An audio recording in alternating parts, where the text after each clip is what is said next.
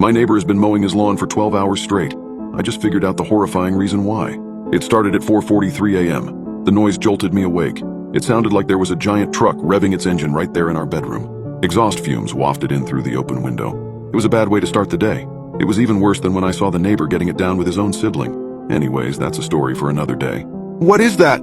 moaned my wife. We'd both slept poorly, because our daughter had crawled into our bed at 1 a.m. and kept kicking us in the face until we were both half hanging off the bed while she snored away. "Start of the apocalypse," I groaned.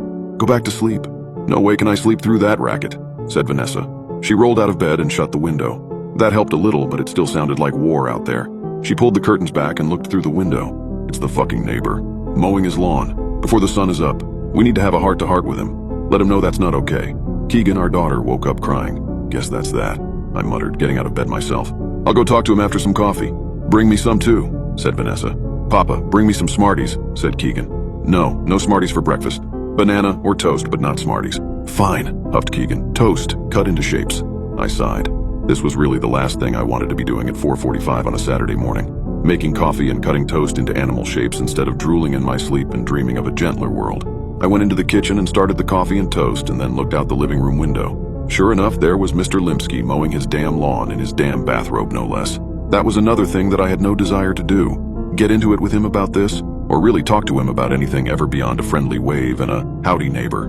By the time I was awake enough to form a coherent thought, it was almost 6 o'clock and I had consumed 4 cups of coffee. Mr. Limsky was still at it, which was strange because his yard isn't very big at all. It shouldn't take more than a 40-minute mow job, but here it was, an hour and 15 minutes later, and he was still at it. I got semi-dressed and stumbled outside. I walked across my own yard, which I noted needed mowing itself. Maybe I'll tell him that if he mows my lawn and promises to never start so early again, I'll let it go. But I knew that I wouldn't do that. I was a coward. As I got closer, I observed with some confusion that his lawn was already mowed. He was going over it a second time now. I walked up to our property line, denoted by the contrast between mowed and unmowed grass, and started waving my hands in the air, waiting for Mr. Limsky to notice me. He never did. He just stared straight ahead and kept pushing the mower. "Hey!" I shouted, but it was no good. I could barely hear myself, and so I knew that he wouldn't be able to hear me from across the lawn right behind the lawnmower.